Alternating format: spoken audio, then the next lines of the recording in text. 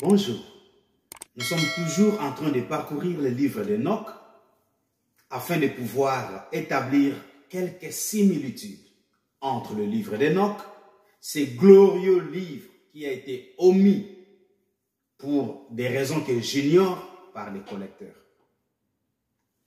Nous avons jusque-là énuméré une dizaine de similitudes. Pour être précis, 30 similitudes entre le livre d'Enoch et le livre du Nouveau Testament. Nous avons pris des exemples ça et là et nous avons déduit que le Seigneur Jésus-Christ, les rédacteurs des textes de Paul et l'auteur de l'Apocalypse ont repris les textes, les prophéties, les paroles d'Enoch en lisant ces glorieux livres qu'est le livre d'Enoch. Jésus-Christ ne disait-il pas, il est écrit, il est aussi écrit. S'il devait se référer à ce qui était écrit, donc, devais-tu avoir une source quelque part? Ça commence à devenir de plus en plus limpide. Il est rentré dans le temple. On lui a donné les textes, les rouleaux. Il a ouvert dans Ésaïe 61, qui avait déjà existé avant lui. Il a lu et il a dit, aujourd'hui, ces paroles de l'Écriture sont accomplies devant vos yeux. Donc, il était la parole. Il devait aussi reconnaître les paroles des prophètes qui l'ont précédé, parce qu'il était aussi un prophète. Dans Enoch chapitre 103, il est écrit, « Maintenant écoutez le mystère qui vous concerne. Beaucoup de pécheurs comprendront et fausseront la parole de la vérité. Ils prononceront des mauvaises paroles, commettront le mensonge, composeront des livres dans lesquels ils déposeront les pensées de leur vanité. » Et ici, dans 1 Timothée chapitre 4 verset 1, l'Esprit le dit clairement, dans les derniers temps, certains abandonneront la foi pour suivre des esprits trompeurs et des enseignements inspirés par les démons. Même contexte. Enoch 48 verset 1.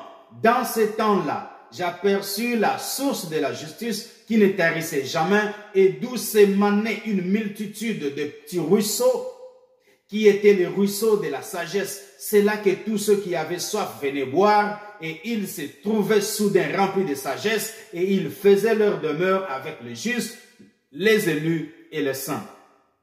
Dans Jean chapitre 4 verset 14, « Mais qui boira de l'eau que je lui donnerai n'aura plus jamais soif. L'eau que je lui donnerai deviendra en lui une source d'eau jaillissant en vie éternelle. » En d'autres termes, qui ne tarit jamais, comme exprimé dans Enoch chapitre 48. Et là, c'est le Seigneur Jésus qui est en train de répéter ses propos. Apocalypse 21 verset 6. Celui qui a soif, moi, je lui donnerai de la source de vie gratuitement. Même propos. Dans Enoch chapitre 48, maintenant le verset 6. Car c'est lui qui leur conserve la portion de leur héritage. Car ils ont haï et repoussé loin d'eux ces mondes d'iniquité. Ils ont détesté ses œuvres et ses voies et ils n'ont voulu invoquer que le nom du Seigneur des esprits. Dans Galates chapitre 1 verset 4, qui s'est livré pour nos péchés afin de nous arracher à ce monde actuel et mauvais selon la volonté de Dieu notre Père. 1 Jean chapitre 2 verset 15, n'aimez ni le monde ni ce qui est dans le monde. Si quelqu'un aime le monde, l'amour du Père n'est point en lui. Il y a beaucoup que nous pouvons dire, il y a beaucoup que nous pouvons présenter comme similitude entre le livre d'Enoch, les glorieux livres d'Enoch et le Nouveau Testament. Et comme je l'ai dit, les propos d'Enoch ont été repris par le Seigneur Jésus dans les évangiles, les rédacteurs des textes de Paul et aussi l'auteur du livre d'Apocalypse.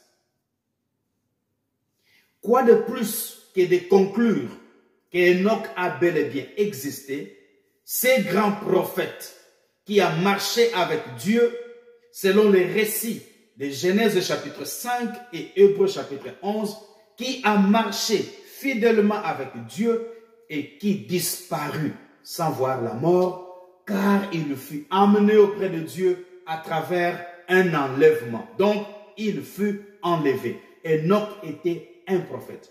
Et il y a beaucoup de récits, beaucoup de narrations, beaucoup de textes d'Enoch qui sont repris dans les livres de Moïse. Il existe aussi la révélation ou l'apocalypse de Moïse.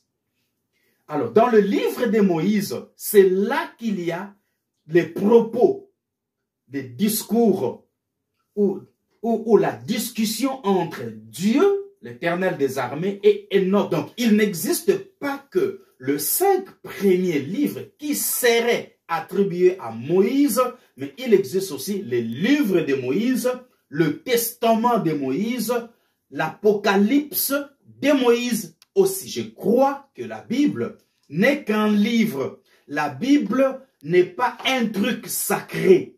Parce que dans la Bible, il y a la parole de Dieu, il y a la parole de l'homme, il y a aussi la parole de la nature. Et si nous allons plus loin, nous allons découvrir même les paroles de Satan qui sont reprises dans la Bible. Vous serez étonnés quand le serpent vient et s'adresse à Ève, selon les récits de Genèse chapitre 3, cette conversation, les propos du serpent, ne sont-ils pas les propos de Satan?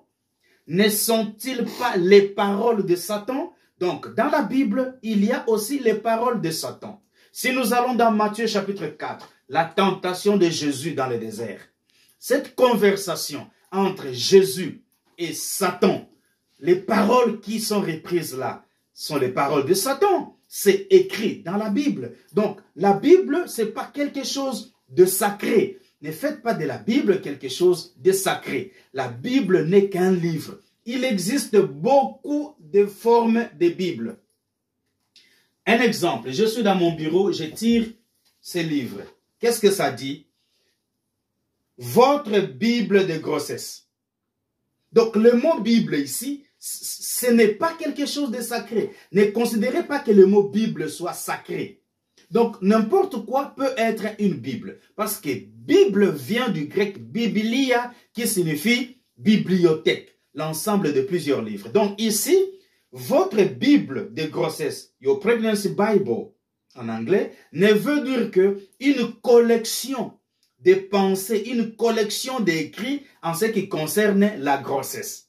Donc, là, ça doit être clair. J'ai beaucoup de Bibles ici dans mon bureau. Alors, ne faites pas du mot Bible quelque chose de sacré. Parce que la Bible, comme mot, ne se trouve même pas dans la Bible. Il n'y a nulle part dans la Bible où vous lirez le mot Bible. Parce que le mot Bible ne veut dire que Biblia ou bibliothèque. J'espère que la chose ne fait que se dévoiler de plus en plus. Et alors, vous êtes en train de vous régaler de ces exposés que je suis en train de faire sur le livre d'Enoch. Il y a beaucoup à dire, beaucoup à redire sur la véracité de certaines déclarations, de certains textes du Nouveau Testament quant à leur source du livre d'Enoch. Et là, nous n'en sommes qu'au livre d'Enoch. Et il y en a légion. Ça a été un grand plaisir pour moi d'exposer ces choses devant vous, espérant qu'elles vous font énormément de bien, parce qu'à moi, ces choses font tellement du bien. Alors, je vous fixe rendez-vous pour plus tard, pour un autre numéro. Dans l'entretemps, prenez très bien soin de vous, parce que la vie, elle est précieuse, mais elle est aussi courte. À nous revoir.